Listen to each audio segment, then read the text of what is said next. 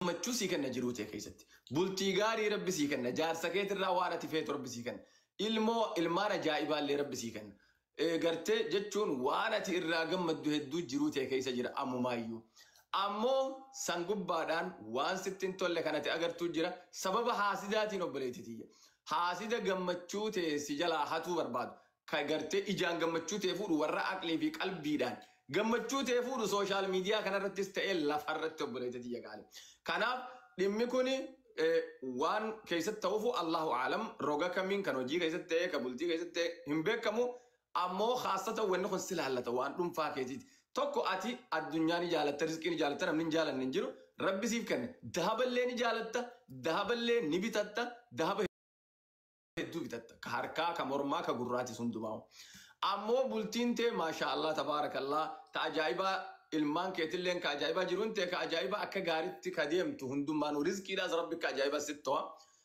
gammachuu of argachuudhaan jira manaama kee keessatti biiznillah ammoo waan gammachuu si dhoorgu takka biiznillah rabbi si haa injifachiisu sababa haasidaatiin du'aay godhachuu qabda yeroo hundaa'u hattaa yoggaa sooshaal miidiyaa irra mul'attullee hattaa yoggaa huccuu babbareedduu mul'attullee yoggaa dahaba mul'istullee sooshaal miidiyaa irratti yoggaa qarshii mul'istullee yoggaa gartee koblaa fi tapha gammachuu ta'e mul'istullee warri kanuma hin jaalanne sababa malee akkanuma kanamatti gaddanii fi namatti hinaafan waan jiraniif ijji namaa si miidhuu dandeessi manaamni kan agarsiisu madaamii osoo hin taane ija namaa ta garagara irraa si hassaddu manaamni agarsiisa adawwiidhaan rabbi gammachuu ta'e sirraan fuudhini du'aayii godhadhu Allahu aalam ka beeku rabbi manaamni kee kan agarsiisa galatoomeetiis namni itti aanu Dr. Naadiyaa Warjii. Salaamu alaikum.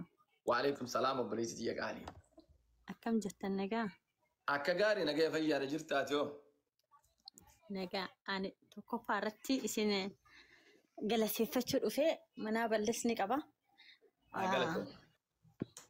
والله رب أمري إسنه هذا إيرسو أمس ربي بكمتي إسني هذا بلو منا بإسنة ناهي تنتقوي كمباني كيا كنا رتي سري تيار جميع رجتني الله أكبر. كجافة مقاو الجنة همتني. يا رب نوفق المسايا. أنا باي إيجالتو ما إن شاء الله رب مريسين هذه رسو منا برا مقابا. منا بني بيجرا نتي بيجرا. أنا بيجرتي أبا منا أدباني سنيني أبا كي يلي فوري منا وفي ديجرا. أنا أرئي جارا كان هم تكيس بقرنا بيجرا نمسك نملا متاني تاني شيء نتوي تقول لي برجرا شيء نكون يقولون ما في ركيناتي هم بيجاني نأرئي جارا هم تكيس أنا باسي وكأيد كويت تسين إنه من أرجع أمل لك كسمة تجارة هم تكيس أنا دبرسي فيجي أبي بقى تبان تبرت بي بودرة جارا تقول بي جارا سنقول بي لا نوجي قبا بي أشي جل قد سيني وقت أشومت كأبي نفيدة إنن شيء تسكان برا نفيدة أشوما شيء تسكون نبرا نفيدة جنانين هركان جنك أبي هركان إنك أبي جنة هركي يكون في لون شيء جنان تكون روما تلام شيء أفهمان بكسوش ما تشوف أنا سوش تودة أشوما شيء هما سوش تودة أبي هركان لبودة أبي أباه يلي دران من أفشي وفي كيسك أبتاني تنين أشي سن اللي أشومت هذي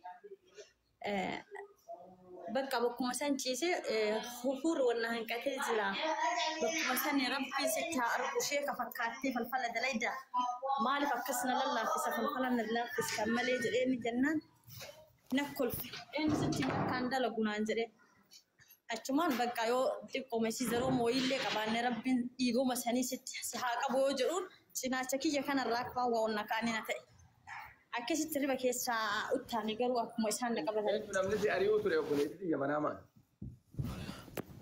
إيسا أقول له لا داديم نكان أو إيسا دوس أريو شيخ بيرس جاي زود أبا مرات يني أدبانيرا أقول لك يا قالي جباتي سجبتو منام نجرسيس وان إسر راستين تول هدو منام نجرسيس همين يجربا سني منام نجرسيس akkasumallee subhaanallah waan hin taanellee sitti dalaguu akka danda'u hammeenya hedduu akkasitti dalaguu danda'u ka jechaa fi gochaa kan ammallee sihirii fi hizdiidhallee waan si jibbisiisu hedduu si godhuu jiruuti keessa bultii keessatti illee manaamni agarsiisa. Ammoo ati isa dhiyaachuu hin feetu isa jibbita hammeenyi isaa ammallee akkasi keessa hin bahin hammeenyi hedduun inni sirra dalage lakka bultuun si keessa baqaa si keessa mul'ataa akka deemu manaamni agarsiisa waan ati hin irraanfanne hedduu si godhuu fi si madeessuu isaa manaamni agarsiisa. Kanaaf beelaa fi isa yoo taate malee wanni ati akka isaa jibbitu hin jiru Allahu a'lam ammoo ka beeku. Kalama famoyyuu biyyuma jira sunis nama an beeku garuu gisee hedduu du'aayii faanaa godha. Bakka du'aayii godhee ani oduma du'aayiin godheeniif biyya kana dhufe nama sadii algaa irra ciisaa jiraan.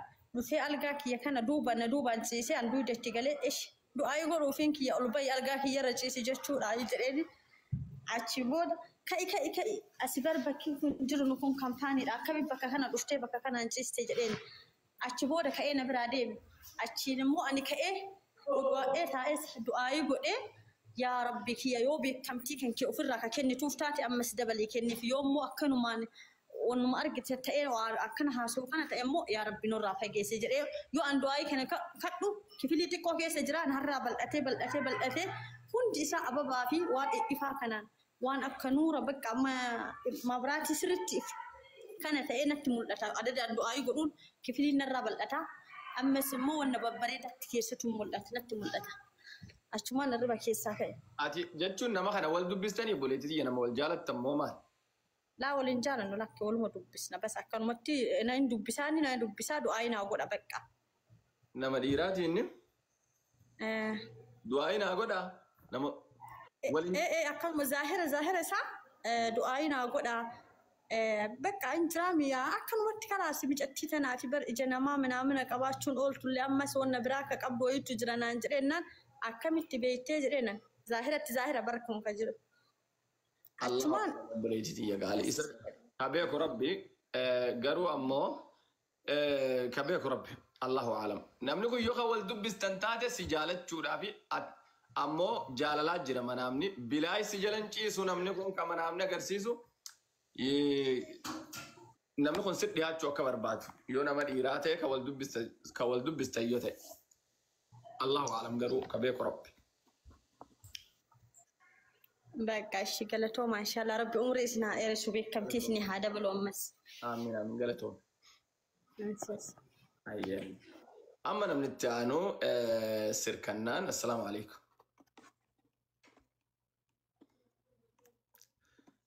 Sirkannaan jirta yoo hin jiraanne ikraamit dabarra sirkannaan okay hin jirtu. Assalamualaikum. Waalaikumsalam. Ikraam Kadiir waalaikumsalam warahmatullahi. Baga guyyaa kabajamaa fi guyyaa jaalatamaa guyyaa Jum'aatiin isin ga'e. Amiin. Umrii isin haa dheeressu ustaas. Allahumma amiin. Galatooma buleetii yagaali. Yani ustaaz ganamuma kana arge salaata dura rifadhe ka'ee fajrii salaate goddanyaa wayiin qaba hiriyaa ijoollummaa jechuudha biyaansi bakka ji'a takka qofa na dura jirti safara tokko naaf isiin bakka isii tana wajji laga wayii buune iddoon sun bakka gaara nama sadii moo nama afuriin deemna osoma deemnu gaara wayiitti dhufne bakka jawwee guddaan kun jechuudha akkamitti irii gad jalaa fayyadanan jedhanii jawween na liqibsuuf afaan banee yoo an akkana jalaa jedhu jawween lafumatti lafa dhahe amma achi as deebine yoo jennu bakka ani jaarsa kiyya bira deemudha jaarsa qaba isin asumaan jennaan ganaa sargii sii godhonnaa meeshaa sii bitaa jira barnaan jetti goddanyaan tiyya sun goddanyaa tiyya san duraa walitti arree turre ani hin dubbisu garuu isii yeroo baay'ee na dubbisuuf yaalti maalidha kun istaas obboleettii tiyyaatti heerumtee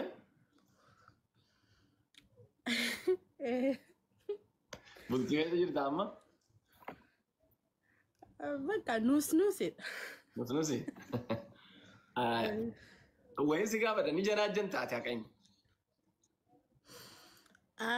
nama janaajanuun qabu wallaahi nama qalbii kiyyarra jiru jira bas sanuma jaasaa malee nama biraan naasofsiisu tokko obboleetti tiyya qaalii manaamni kan agarsiisu adawwii qabda.